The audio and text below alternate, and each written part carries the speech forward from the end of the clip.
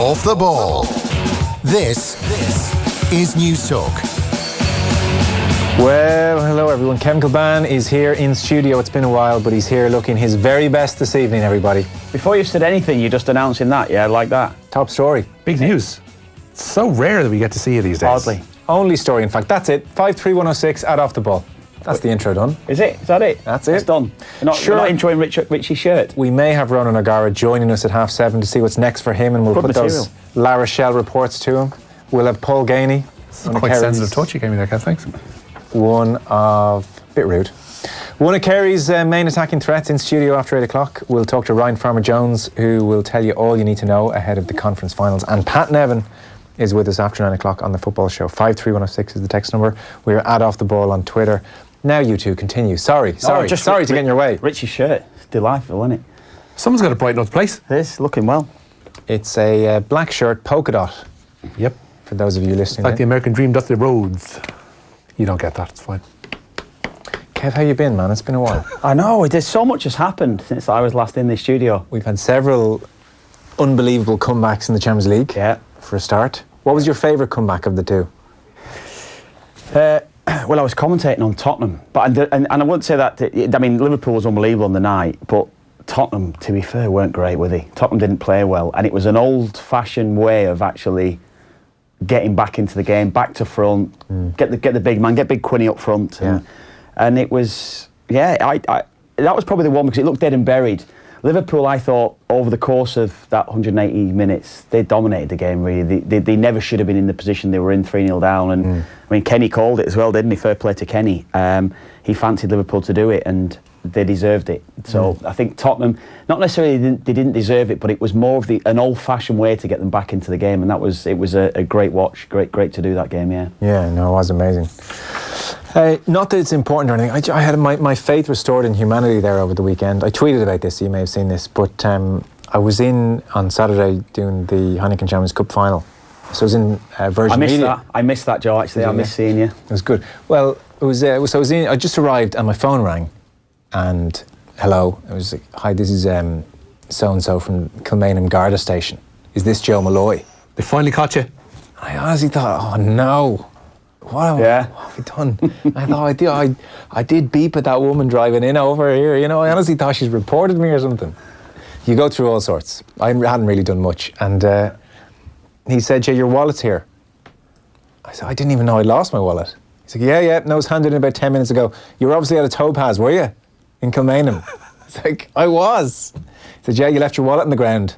Good, that's class, isn't it? Not the best move. And somebody took the time, picked up the wallet, and then went to Kilmainham. Kilmainham's a great place. Garda Station. I love how he still sounds like he's chiding you despite the fact that he's... yeah.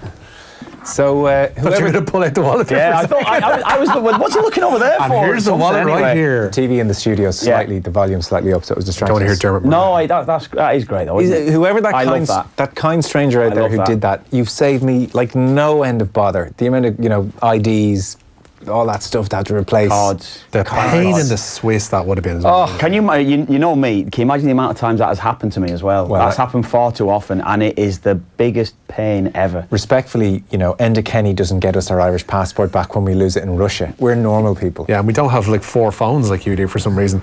I don't have 4 phones, Richie. As you know. As you well know, I actually have one. Approximately. Right now I have one. Approximately. Yeah, right that's because I've lost one. 2 phones. Did you always lose stuff, Kev? Oh, I'm hopeless, honestly. I am hopeless with that, yeah. Phones, wallets, keys. Just getting yourself organised. I'm not organised. Organisation is something that doesn't go hand in hand with me. Given that it's not that difficult a thing to do, keep track of this stuff, why are you so disorganised? I don't know, just usually it's rushing out the door. That's what it is, rushing out the door, forget things, then you misplace something when you're on a bus, train, flight, whatever it will be. And yeah, that's what generally happens. It's a real weakness of yours. Is it? I'm not afraid to say it. Yeah. Yeah, unfortunately. It is a weakness, yeah. It's a weakness, yeah. Yeah, I'll take that on board. Thanks for the advice there, Joe. It's all right. But so much has happened, Joe. Yeah, so much has happened. This is the crack. Let's go back to the original. Listen, we could get like an hour and a half out of you in New York, to be quite fair. Oh, leave New York. Well, you see, now we can't because you've said leave New York alone. It was great. It was a great time. Brilliant time, actually. David Brady and a plethora of Mayo people taking over the Big Apple. I mean, that is content right there. It was great, yeah. Yeah, with that, minus Nathan Murphy, I must add as well. But Sure, he was missed. That's for another day. But it was great. Yeah, I enjoyed it. I didn't see the game, obviously. They were good, Mayo, were they? Oh, it was... Don't think Kev saw much of it either. No, I did. It was freezing cold, lashing rain, wind. Oh, it was awful conditions. Yeah, not what you expect of New York. Right, okay. And then the following day it was about 25 degrees. That's a pity. Yeah, it was a... So you came back in one piece anyway?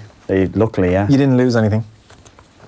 Not that I can remember. Not that I recall, no. Good. Phil says it's all about prioritising and respect, Joe. He misses or loses the unimportant stuff, but I'll bet Kev never missed a training session, says Phil. There you go. So let's get things underway. We'll be starting at 7:30 with Ronan O'Gara, Rich.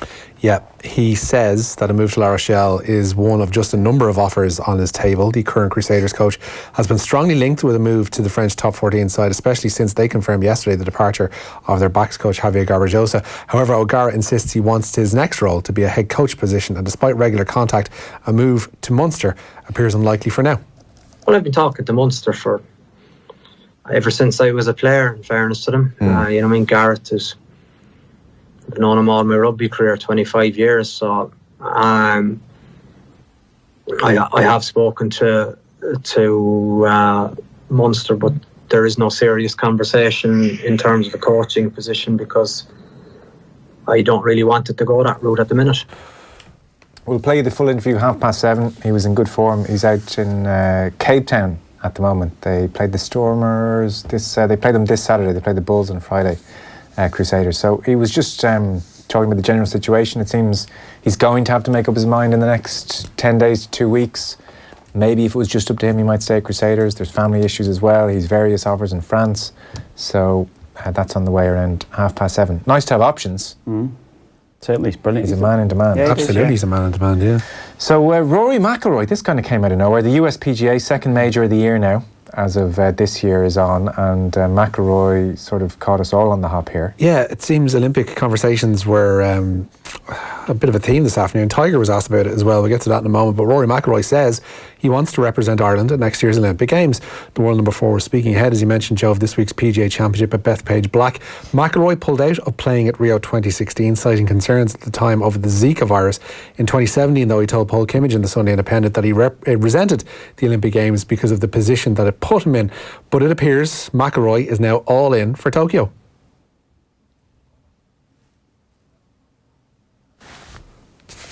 You don't have the audio? We might try and grab it before 7:30 if we could. Maybe just shout to the lads and we'll see what he's been saying. This has just come in, kind of breaking news in the last 45 minutes or so. I mean, he is prone to a good change of mind, McIlroy. And he always has been on this front. In 2012, certainly he said to the Daily Mail that time, what makes it such an awful position having to choose between Great Britain and Northern Ireland and the Republic, or playing for Ireland as it was at that stage, is that I've grown up my whole life playing for Ireland under the GUI, but the fact is I've always felt more British than Irish, which is absolutely fine, by the way. I mean, there's no problem there whatsoever. But then in 2016, he released a statement and he said, after speaking with those closest to me, I've come to realise my health and my family's health comes before anything, even though the risk of infection from the Zika virus is considered low. It's a risk nonetheless, and it's a risk I'm unwilling to take. And No cases of that subsequent, by the way? No, none. Paul McGinley came out to bat for him and said, this is, he's got his concerns over Zika and I've spoken to him, it's very genuine. And then, a couple of weeks later, he's sitting there saying how, frankly, he thinks the idea of golf at the Olympics is a bit ridiculous and it's not important. He said, I won't even tune in to watch it. I'll tune in to watch track and field, swimming, diving, sports that matter, was what he said at golf at the Olympics. And you're thinking, all right, okay, geez, is it Zika? Is it golf in the Olympics? And now it's, it's always my dream to play for Ireland. Fair enough. He is prone to massive changes of heart on so many things, McIlroy. If he comes and plays, grand. If he changes his mind, I actually wouldn't be shocked either. Really wouldn't. I think we've got the audio here now. It definitely sounds like somebody somewhere has probably had a word.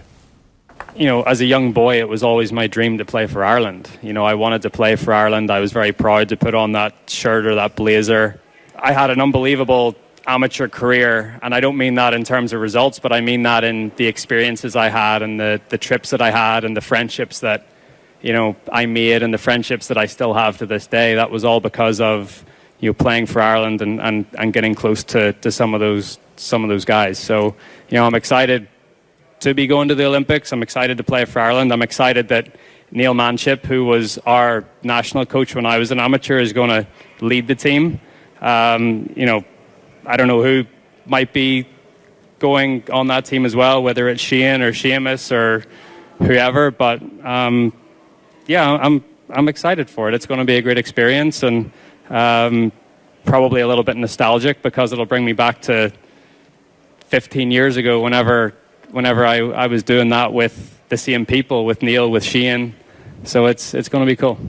Like, it's a hell of a turnaround from everything else he's ever said, So fair enough. Good luck to him if he comes and plays, and especially, if he wins a gold medal for Ireland. Everyone was saying, yeah, great, but to say he's been inconsistent on this would be an understatement. And also, this whole not playing the Irish Open thing, I absolutely benefited it out, no problem. Especially when he said I have to give myself the best chance of winning at Portrush. But he talked about it in terms of, well, I want to play the week before the major.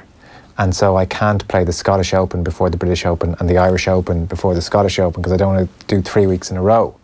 You kind of say, fine. But so far in these two majors, he didn't play the week before the Masters and he didn't play last week before the USPGA, but he has to play the week before Portrush in Scotland.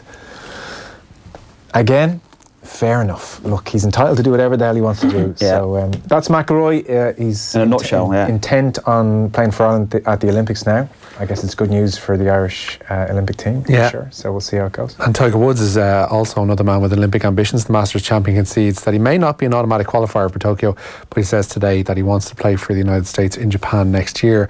Manchester City insist accusations of financial irregularities at the club are entirely false. A New York Times report claims that City are facing a one-year Champions League ban following an investigation by UEFA's Financial Control Board. The Premier League winners are accused of disguising millions of euro worth of investment from their owners as sponsorship deals. However, City have raised questions over the integrity of the investigation given that leak to the press. So I'll see you in court, say Man City, who deny all wrongdoing.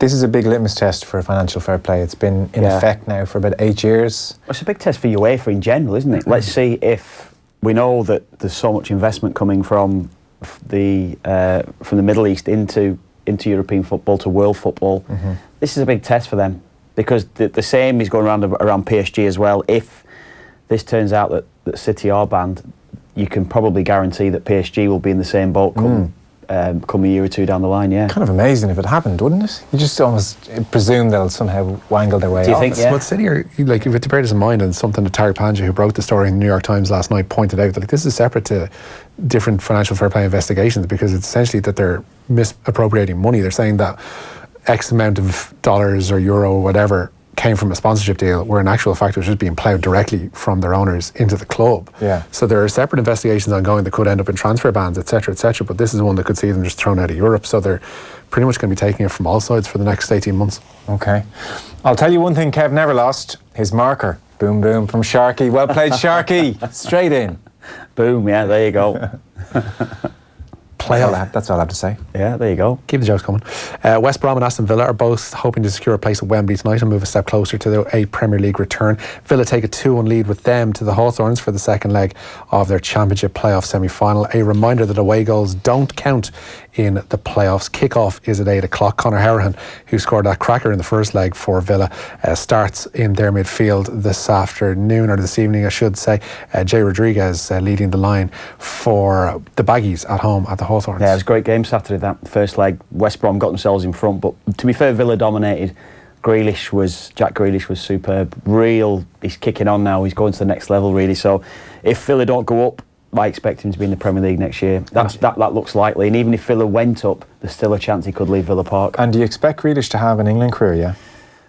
Given his ability, yes, I do. I think that's probably around the corner for him. It just depends which club he was to go to as well. If he left Villa, even if he stayed at Villa, whatever happens, you need to have maybe a side that's almost built around him. That's what Villa have done there. There is a scope for a player of his ability and level to not necessarily play for a Spurs or a Chelsea and end up at England international. I think James Maddison will probably be the archetype for what he's trying to achieve next year. I think he's better than Maddison. But in the sense that Maddison made the move. I know. And Maddison's done great. Yeah, Maddison's done great. And I think that Southgate's got a reputation now of picking players that aren't necessarily playing for the top 4, top 6 clubs. Trying to pick almost the best team. Yeah. Yeah. Jim Andrade, chaps, it's easy to hand in a wallet when it has no cash and the cards are maxed out. Well, harsh but fair again. I yeah. mean, that's libelous if nothing else. Yeah. the cards weren't maxed out. There was cash, not a life-changing sum. No doubt. I like the way he has to point out that there's enough in there to get by. Basically 20 Oh, euros. God. There were €70. Was it? Yeah. Oh, that's good for you, Joe. It's not bad. I never use cash actually You're a anymore. millionaire. It's easy to hand in a wallet. It's a lot easier to walk by a wallet when you're probably busy going about your business and have other things to do and it's on the ground. It's Yeah. a lot easier to say, I'll leave someone else The do it. hassle of walking to the I'm Garda telling station you. and handing it in, it's... Take the money and run.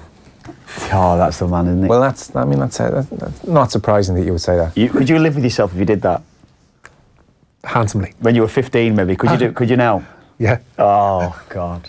Honest to God. I don't think most people would even think about stealing, but I think a lot of people would just say to themselves, I've got to get somewhere, I've got to be somewhere, I've got to Yeah. do something, I'll Just just throw it behind the counter. I'll leave it for someone else. Yeah, maybe throw it behind the counter. Yeah, that's this, what- yeah. this noble citizen said, I'm going to take it to the nearest Garda How station. did the Garda station get your number? My dad asked me the same thing, and I suddenly thought, I don't know. Yeah. I don't know. There was nothing in the wallet that would have my number on it. What have you done before? Oh. Like You nothing. got a record? Oh, you took a while to answer that one. You know, I don't know how because they got the mobile. I don't know how they would have. Surely they can't have it on file. They can't have it on file, your number. Well, unless he's had some contact with him before. Like my car was broken into about a year ago, and I rang that same Garda station. That's but probably- like I don't think they save your number. Do No, they? they probably have it in file. They probably have it in your file. Would they? Yeah. If there was a case file opened up against it, yeah. I'd say so. Right. Okay. Because there's not like a mobile phone database.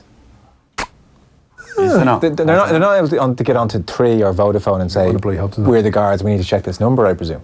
Did you have any ID in there, like photo ID? Oh yeah. Ah, they knew who you were, Joe. But that You're a doesn't. face, Joe. But they can't guess my Maybe phone Joe number. Lloyd. Yeah, but that's what it is. You know your man off the ball and Virgin Media Virgin Media Sport. TV. Sorry, they didn't text 53106. Yeah. They rang my mobile number. Yeah. But how would they? That didn't explain. Oh, there's always a way. I tell you, there's always someone with a link to someone in Dublin. Definitely. That doesn't explain it. I can tell that. Any guards out there? How would they have got my number based just on? It's got to a be bit of from the ID? previous thing. From your car being broken into. I know, because like when I said with the car, I was like, look, don't even take my number. Like, there's no point following up here. But you gave them an autograph. Joe, you're a big hitter. Just No, I wonder. you're a big hitter, Joe. I do wonder. I did wonder that. I didn't have a good answer. I'll tell you one thing: Kevin has never lost. What a start to a text. Says Kira, his charm, his easygoing nature, God. and that twinkle in his eye. I don't know about that. Oh, isn't that nice? She says he always seems like a happy chappy. Confused, I would have said. Hey, so The word this next gormless story has been used. No. Come on now. Gigginstown Stud. This is a big story, isn't Yeah, it? it came out of the blue today that Racing, stunned by the news that Gigginstown is to wind down its operations. Part owner Eddie O'Leary's confirmed that they'll no longer be investing in new stock effective immediately. Gigginstown's been one of the most successful owners in recent years, with Tiger Roll's success in the Grand National, their third win of the Aintree Showpiece in the past 4 years. In all, they won nearly €4 million in domestic prize money last season alone, but say their wind down will be complete inside the next 4 to 5 years. See, I mean, you can all kind of complain a little bit that half the field and too many races are all wearing the Gigginstown colours. But the flip side of that coin is what happens if Gigginstown pull the plug. And Yeah. now Irish racing's staring at that precipice. How worrying is this?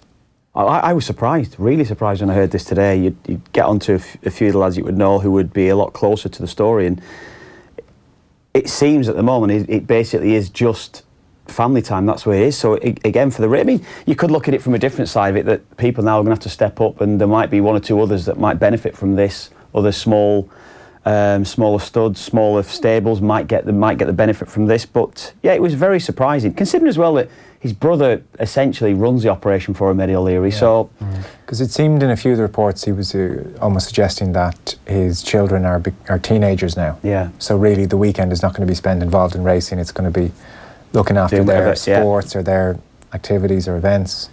So that seems to have been what prompted it. But Tom Malone outside, who knows more about these things than us, Yeah. he was saying that like it's going to skew the market in terms of stock prices for the next God knows how long, because you only consider how much of a big hitter they would have been rocking up to Goffs or Tattersalls or anything like that. In what way? Lower the market? Well, it's going to basically frazzle it, because like who knows what the base price for Right, a decent horse is now. I would presume the price goes down. I would think that, yeah. Big fish bidding now, gone. I would have thought. But it doesn't necessarily mean that the next in line is going to pick up that horse. Yeah, but there's probably going to be more bidders at that horse though now. Would that not be right? So that means it maybe spreads across the market a bit more. Yeah. Would that not be right? I don't know. I would have thought so. A few texts in. Hi lads, John and Fermoy. They can trace your number from your driver's licence. There you go. Somebody else. If you renewed your car tax online, they'll have your mobile. That makes sense. This is like a citizens' advice bureau. It's great. Makes sense through your This license, this is true public service broadcasting, Joseph. Yeah, there you go. So Michael Collins announced this fight. Yeah, just a fortnight shy of the 3-year anniversary of their controversial Olympic contest. Michael Conlan will come face to face once again with Vladimir Nikitin, this time in Belfast. A featherweight contest between the two has been scheduled for outdoors at Falls Park on August the 3rd. 8,000 is going to be the capacity, Conlan says. Nikitin, as we know, got the better of a disputed judge's decision in Rio in 2016, and the fight will be the 12th of Conlan's professional career and just the 4th of Nikitin's. Some interesting news from Italy today. Franco Smith is going to succeed Conor O'Shea as Italy head coach after this year's Rugby World Cup. The Cheetahs have confirmed that they've reached an agreement for the former Treviso boss Smith to take up the position on January 1st of next year. O'Shea has been coaching the Azzurri since 2016 and will lead them into the World Cup, but it's not yet clear if the former Ireland full-back will take up a new role within Italian rugby. Sticking with the rugby theme, Ulster confirmed and completed the signing of New Zealand back Matt Faddies. He'll join from the Highlanders in time for the start of the new Guinness Pro 14 season. Faddies was the top scorer in Super Rugby in 2016 and he can play on the wing, the centre or indeed a full back. While Connacht have confirmed today the signing of former Munster prop Rory Burke, the 25-year-old will join from the English Championship side Norwich ahead of the 2019-20 season. He spent 2 years in Nottingham as Burke and is a former Ireland under-20 international. Connacht also today confirming that Academy scrum half Stephen Kerrins has signed his first professional contract with the province. While a legend is bowing out of Italian football, it would seem Daniele De Rossi has announced he's leaving Roma at the end of the season. The Giallorossi captain made his debut for the club back in the year 2000 and has since made over 600 appearances. De Rossi's indicated that he will keep playing despite his departure from the Olimpico. The 2006 World Cup winner even had a dig at the board, saying that if he was on the board at the moment, much as Francesco Totti is, he would have given himself a contract renewal. New York City are believed to be the front runners for De Rossi's signature. De Rossi is behind one of my favourite quotes. He said, he was talking about young players. He's obviously a bit grizzled now. He said, when I see them do live Instagram videos from inside the locker room before a game, I want to take a baseball bat to their teeth. He owns one of the greatest tattoos as well. I think it's on his calf. Is that it there? Yep. He's got it's like a warning sign that you'd see on the side of a road, but it's for somebody being tackled by somebody else. Good. It's like the kind of thing you'd see if the floor was wet or something. Yeah. And that guy's, so it's someone being tackled. Is he the tackler or is he saying... Yeah, he's the, oh God, Oh, yeah. They were me. Yeah, Roma put out like a highlights video of his career earlier on, and apart from the goals, one of which was like a tap in literally from half a yard or less, it's just sliding tackle after sliding tackle after sliding. It is, for people like me, just a thing of beauty. It's like 3 minutes of crunching tackles from Daniele De Rossi. It's like my perfect idea of content. Well, he has done great. He's had an unbelievable career there, hasn't he? Yeah. Fantastic, yeah. That's us pretty much done for the Newsround this evening. Now, I should tell you, all this week we are teaming up with Skoda to send one lucky listener to the Tour de France. It's a hell of a prize. VIP end of week prize up for grabs. 2 nights in a hotel, helicopter ride, and a bike ride with a former Tour de France winner. And you get to watch the tour for 2 days. Not bad. All thanks to Skoda. Book your next service at skodaservice.ie to get yourself in the draw. Just identify our mystery voice, not too impressed with his first barbecue of the summer season. Too much fatty bacon. Too much fatty bacon. If you know who that is, and I presume you do. Oh God. He goes around telling children to punch him in the stomach. Come on, hit me. Text your name and answer 53106, 30 cents. We'll announce the overall winner on Friday's show. You have to go into the draw by winning this evening. And remember, if you want to enjoy the expertise of Skoda technicians, book your service at skodaservice.ie. So after 8 o'clock, we'll have Kerry's Paul Gainey in studio. We'll talk to Ryan Farmer-Jones about the NBA conference finals. Pat Nevins on the way after 9 on the football show. And up next, who knows where he'll end up next season. Ronan O'Gara is going to join us. Off the ball on News Talk. Future-proof. You're taking a stroll on your honeymoon with your new husband on a remote tropical island when who do you bump into but your first serious boyfriend? What are the chances? You know, that's a question we ask ourselves all the time, but we never get an answer. On this week's Future Proof, you will, as we look at the mathematics of your amazing coincidence stories. Chances are you won't want to miss it. The probability of the improbable, this Saturday on Future Proof. Future-proof. Proudly supported by Science Foundation Ireland. This Saturday from 12. On News Talk.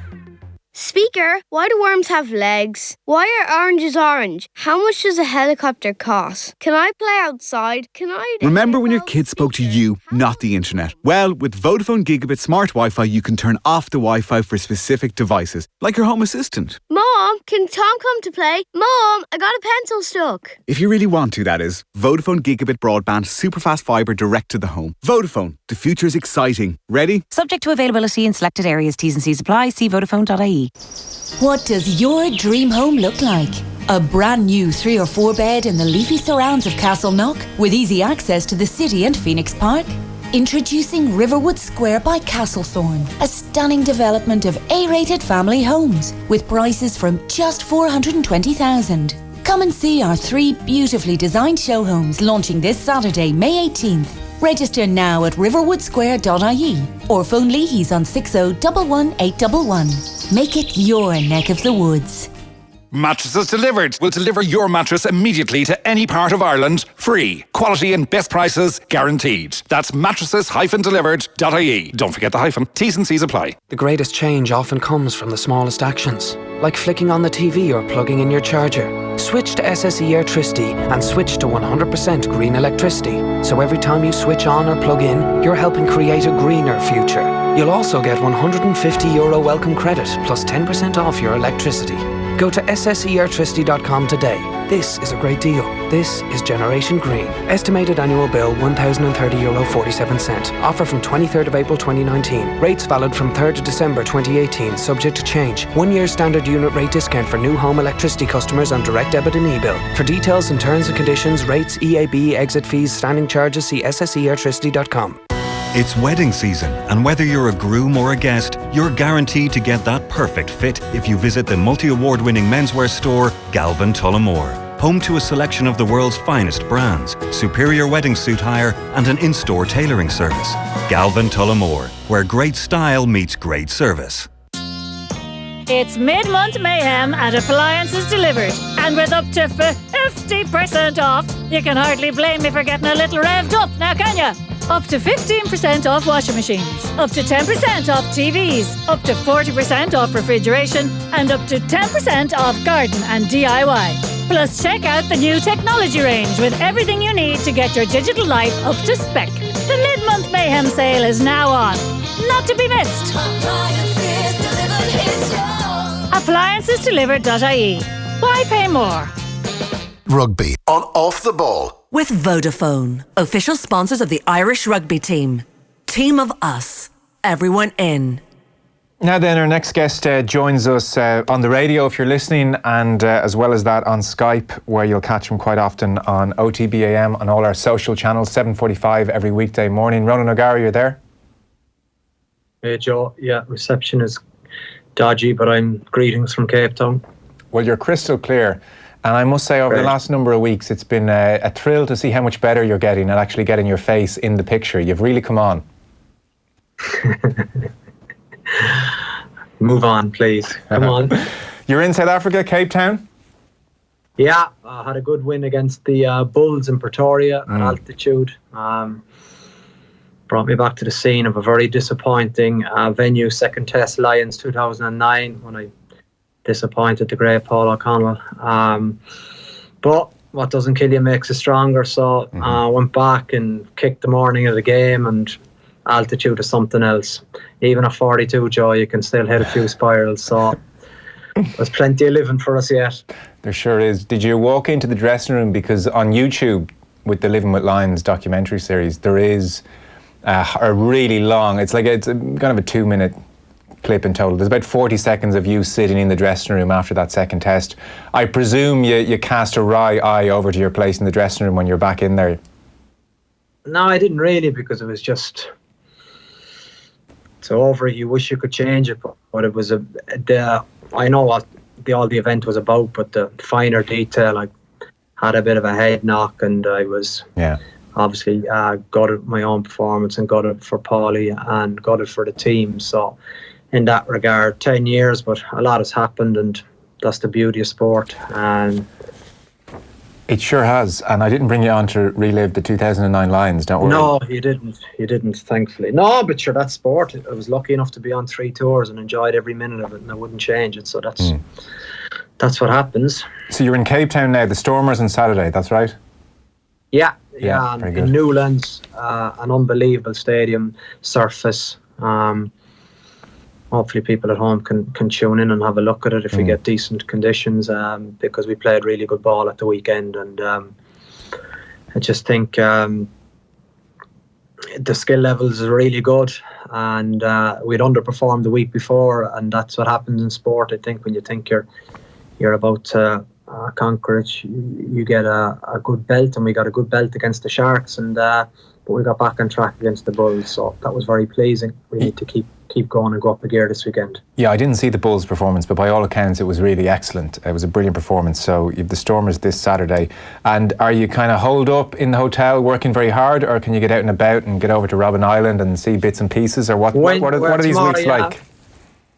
Tomorrow, it's been great actually, because we'll be away for 17 days in total. So right, you kind of train hard, but then you get a bit of extra time off as well. And obviously, staff work hard and players work hard when you're training as well. But the great thing about being in camp at Razor is that there's plenty of time off, and it's quite a jovial environment to be in. So we have good fun, but we also get our detail covered early in the week. And the game, it was a great game. But honestly, it was like we got 5 tries, 2 of them from Mwanga, 3 of them from Sevu Rees, and very little of it has got to do with coaching. It's just individual brilliance. Yeah. I'm sure you're aware, you're in all the media over here. You've been linked heavily with the move to La Rochelle. What's the latest? The latest is decision time now. I've got to weigh up a few options, and that's exactly where I am.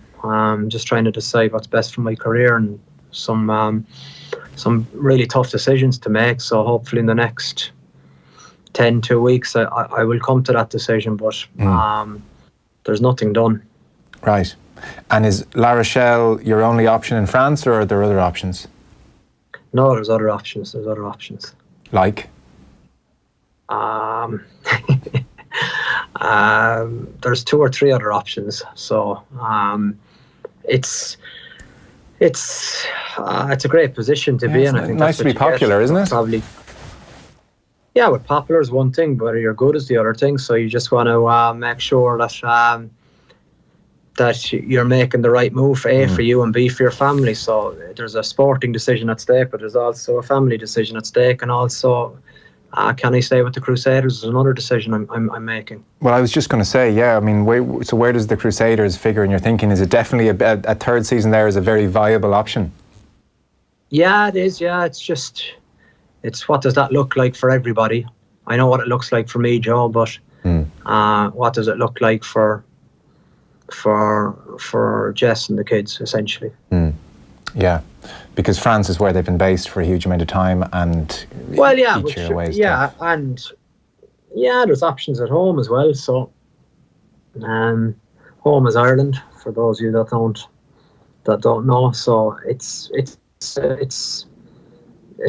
a big decision, and it's a decision that's taken time. So that suggests Munster have been in touch then as well and said there's a place for you here. Well, I've been talking to Munster ever since I was a player, in fairness to them. Gareth I've known him all my rugby career, 25 years, so I have spoken to Munster, but there is no serious conversation in terms of a coaching position, because I don't really want it to go that route at the minute. Okay, so you're holding off on coming home just yet. It'll probably be New Zealand or France. That seems to be your thinking. Yeah, Exactly. Right. I think that's best for me, and then if I'm good enough, then I can get a job at home on my terms. Well, exactly, yeah. Any head coach offers in France, or is it all behind the scenes? Yeah. No. That would be the next position I'd be looking at, you know. Oh, right, okay, because the La Rochelle one is being talked about as a backs coach. No, that's inaccurate. Okay, so that'd be a head coach role with John O'Gibbs as director of rugby. Well, obviously John O'Gibbs is there, and he's a director of rugby, but he wants someone to run the rugby program, and that's what I'm speaking to him about. It's tempting. I'm sure it's very tempting. I mean, they're both good offers, and I don't know what the other offers in France are, but I mean, Crusaders is obviously going great, and you really enjoy it, and you're at the cutting edge of some brilliant rugby. And then equally, I'm sure you're getting itchy feet with the view to being a head coach or having a big say in how a team like La Rochelle runs. These are not easy decisions. Yeah, but they're good decisions, and they're not. It's just I think the family aspect is really important too. You know, I think if it was a pure rugby decision, my decision would be quite easy. Mm-hmm. But it's not a pure rugby decision because thankfully I have a good family. Yeah. So these are things you got to weigh up, and as you know, I'm ambitious and I'm take it seriously. But you want to be valued, and you want to have best a chance to make something work wherever you go. So that's what I need to get right. So is that kind of a family meeting, sit around the table, everyone chip in? No, because my wife thinks it is, that a 3-year-old's vote is the same. Sorry, a 5-year-old's vote is the same as my vote. So they're easily manipulated. So it is tough because little people have opinions that they think are as important as yours, and you got to respect that. But that's the beauty of having a discussion. So, but it's exciting, Joe. It's really exciting. That's the most important thing. It's not a decision or something that I'm dreading. No, it's an opportunity. I'm making it, exactly. It's an opportunity, a great opportunity. Yeah, and it's what you make of it after that. Well, of course, yeah. So you reckon next kind of 2 weeks you'll have to give everybody around you an answer and get on with it? Yeah. Crusaders have been very good, you know. I think they've been very patient, and I genuinely can't make up my mind, and I think they appreciate that because things are changing quickly. Are you going back and forth in your own head? Yeah. How will you decide? How will you know for sure? I won't know for sure, I think, but I've got to make a decision and then back my decision. I saw you, I went to sleep last night listening to your voice, if that's not too strange thing to say. I was listening, you were on the 10-14 rugby podcast with Scott Robertson. It was a brilliant chat. Geez, I found myself really liking him and seeing the appeal of working with a guy like that. And there was great fun between you two, and you know, he was slagging just how terrible with technology you were when you first arrived, but, you know, was singing your praises and talking about what you brought to the setup, and you seemed to have lovely rapport between each other. And I could certainly see, you looked to me like someone who was really, really learning a lot, enjoying it, you know, like so many reasons to stay and keep going. Yeah, exactly, and that's the beauty of Scott Robertson. I think there is something very likeable about him. It's hard to think he's my boss because he doesn't treat me like an assistant. He lets me off, and I really find that empowering, in the fact that he trusts me to run the backs, 17 backs, and get them right. And that's, I mean, he would never come near a unit meeting because he just trusts that we get that work done, and then that feeds into the team. So yeah, it was. I did that chat months ago, and it only came out now, and it was great because it was with Len Deneen's son. Yeah. And anyone from Munster rugby knows that the Deneen family is steeped in rugby history. So Gareth was really in tune, and the boys were. It was nice for them. I got a kick out of seeing how appreciative they were to actually get into Rugby Park, which is where the Crusaders train, and it was just one of those ones where there was positive energy and a good vibe about it. And I don't remember what the content was, but I just remember having a bit of a laugh. No, do you know, there was one thing I just wanted to ask you about, and then we'll touch on Saracens Leinster before I let you go. But because I remember you mentioning this to me before, and I didn't fully appreciate what you meant. So Scott Robertson themes a given year, Yes. comes up with a theme for the year. And in 2017, his theme was Muhammad Ali, Rumble in the Jungle, champion for the first time in 9 years. In 2017, Crusaders hadn't won the title in 9 years. There was a sense they might have been past it, or there were too many All Blacks and you couldn't fight in both fronts. There was a sense Ali was past it. And he themed the year on Ali and kicked it off with, powerful video messages and pictures. And I kind of thought, okay, fine, I get it. What I didn't actually appreciate was just how ingrained the theme is, across the whole season. That is like a daily thing. Almost every meeting it's there. The players start using almost boxing terminology. And the new age, you could scoff and say it's new agey, but you said you'd be blown away. That was your line in the podcast. You said, honestly, you'd be blown away. And last year's one was even better. This is unbelievably powerful stuff. No, you're right, and it's not almost. But to be fair to the current players and to the previous players, the one rule when you come in here is you don't talk about the theme. So I'm not going to break protocol, Joe, if you just respect that, because it's... but it is really, really powerful, and it's not almost every meeting, and it's not almost every day. It is every meeting, and it is very livable, is the word. So you live the theme, and that creates the mindset, that creates the structure, and as a result, as a coach, it kind of makes your platform to deliver messages quite easy, because videos are obviously a big part of it, and they form the kind of motivational side of things. But it's just at the minute it's Razor can talk about it or spoke about it, but he was the boss.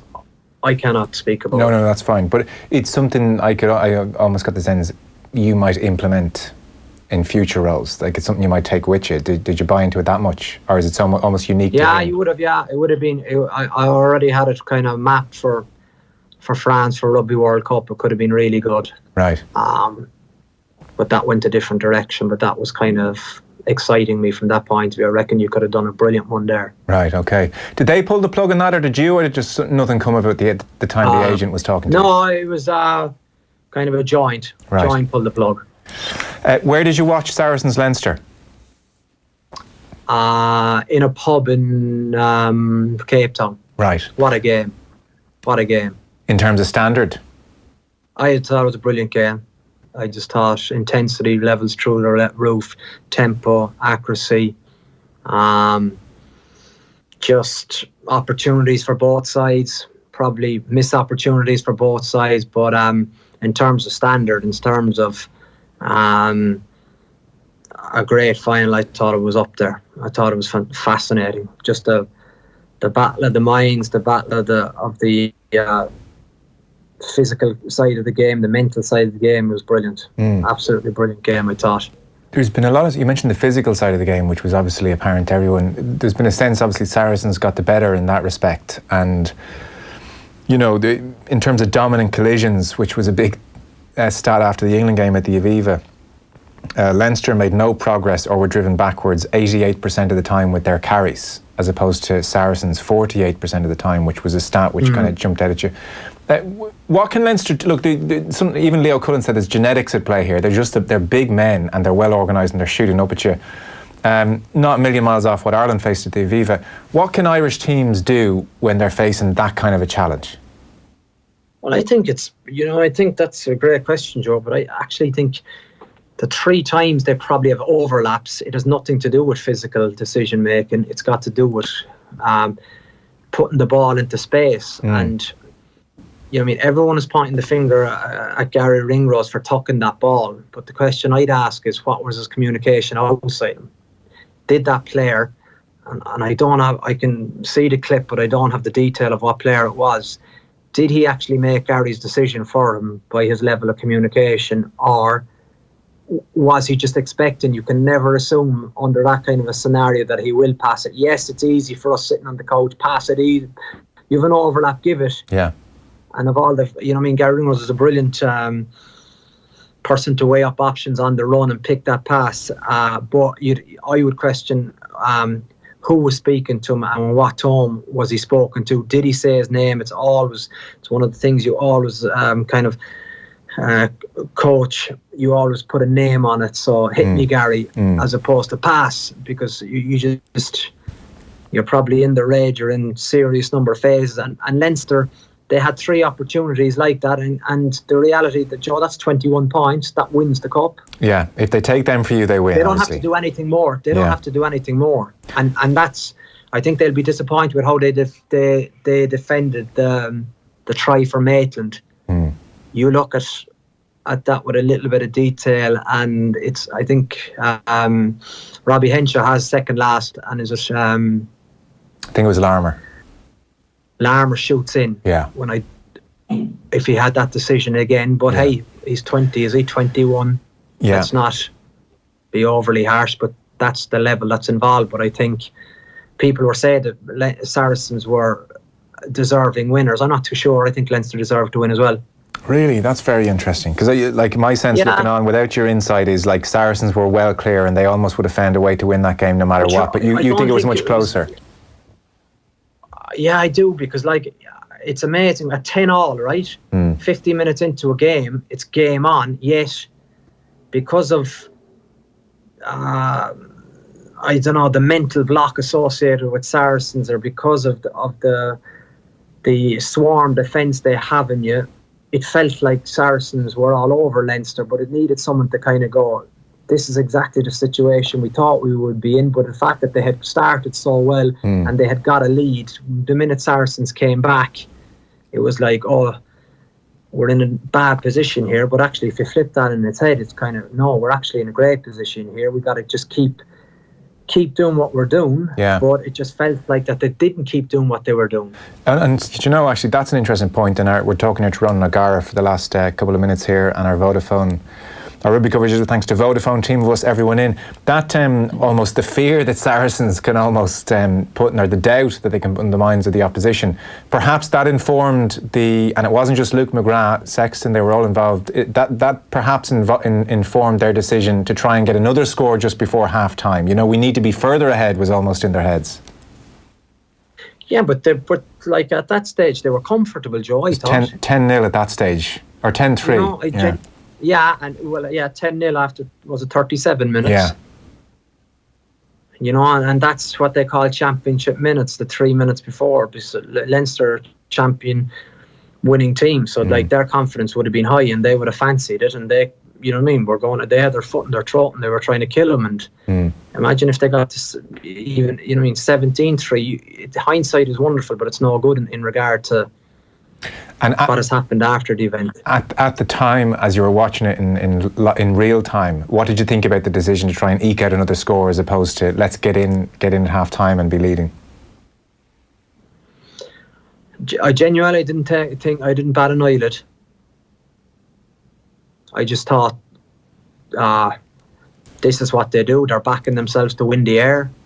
Great teams win the air, breaking ball, they can score, and then, you know what I mean? I think that's, I always coach on the process, not on the outcome.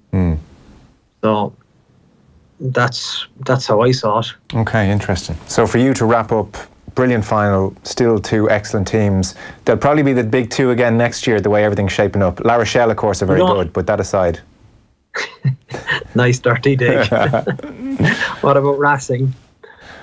Well, yeah, and Racing. Toulouse, right? Are you listing off? These is where all your offers are. Is that what you're doing? Bordeaux. No, these are good teams in France. Right. Clermont. Yeah. Okay. Right.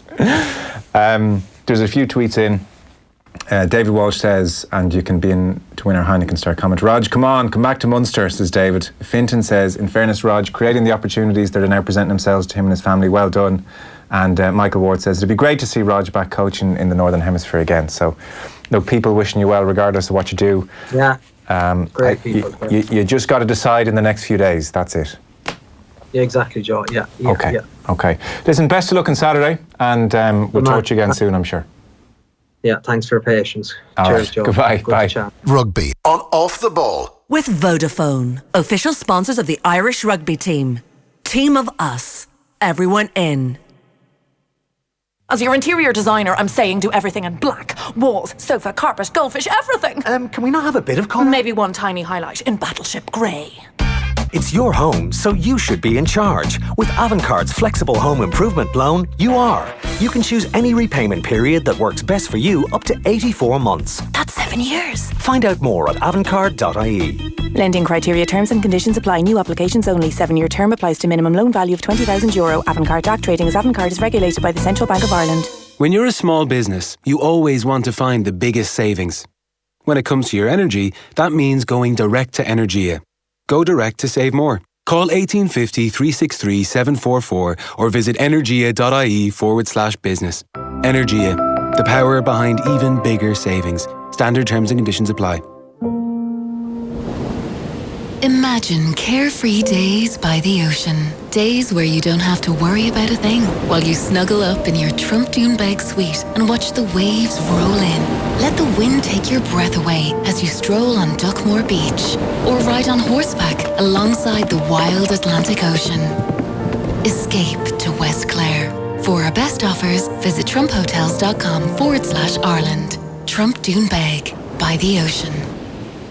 Let's get one thing straight. The car needed a valet anyway. I'm only a little dog. I had a few bowls of water. Accidents happen. Could have been worse. Anyway, it's sorted. They've got AA car insurance, so they're covered to drive other cars. Listen, word to the wise, yeah? Maybe make sure this one is an air freshener, okay? With AA car insurance, our members get fully comprehensive insurance to drive other cars too. Go to the AA.ie. Who's got clever car insurance? Acceptance criteria, terms and conditions apply. AA Ireland Limited trading as AA Insurance is regulated by the Central Bank of Ireland.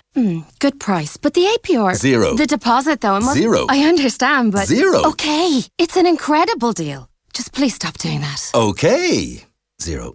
The 192 Renault range. 0% APR, zero deposit, zero catches. Visit the Renault Runway Sales event from the 23rd to the 25th of May at your local dealer. Finance is made under a hire purchase agreement. Terms and conditions apply, subject to lending criteria. See Renault.ie. Hi, I'm Andrew Cross, SuperValue store owner. All things considered, SuperValue is the place to fill your trolley with great offers like any three for €10 across a range of 34 fresh Irish dinner and barbecue meats like chicken mini fillets 450 gram. SuperValue 7 offers like tomato tray 49 cents and Pablo Old Vine Granaca now half price. All things considered, it's SuperValue. Enjoy alcohol responsibly.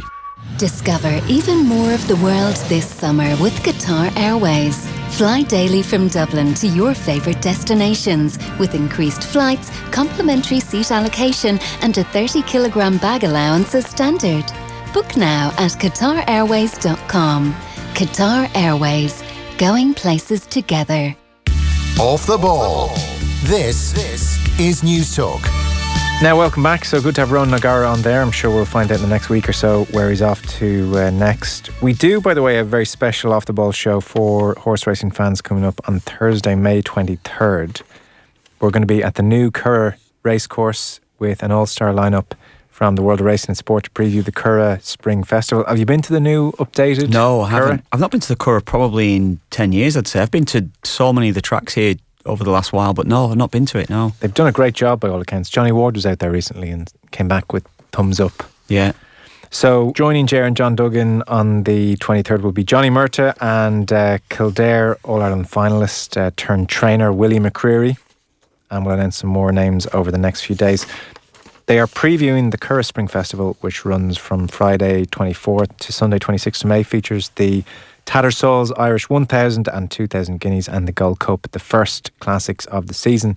The only way to enjoy the show is to be there on the night, so get your tickets at offtheball.com/events now, and make sure you get your festival tickets as well at the Curragh.ie. Are you into the flat as well, or are you just a national huntman, Kev? No, I would be. Yeah, I'd watch it across the summer, but no, I'd be probably more aware of jump racing. Yeah, definitely would be more along that. That's been the case for 15, 20 years now, more so, yeah. And are you going to step into the gaping hole left by Michael O'Leary? What are you going to call your stud?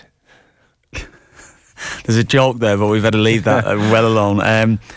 Oh no! Do you know what? I'd love to. I would love to get involved, but it's. I would never have that sort of. I would never have the money to get Good involved. money after bad, they say. Yeah, that's exactly what it is. Dan McDonnell and Johnny Ward, of course, would have told you about their horse. Yeah.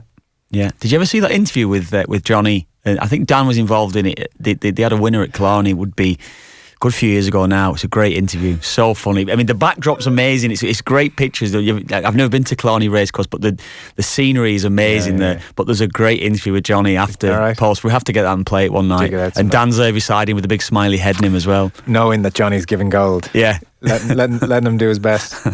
So, speaking of Killarney, next up we have one of Kerry's many attacking forces, Paul Gainey, in studio looking ahead to the summer. Join the conversation on Facebook and Twitter. As the dog of the house, I know exactly what my family are thinking. Right now,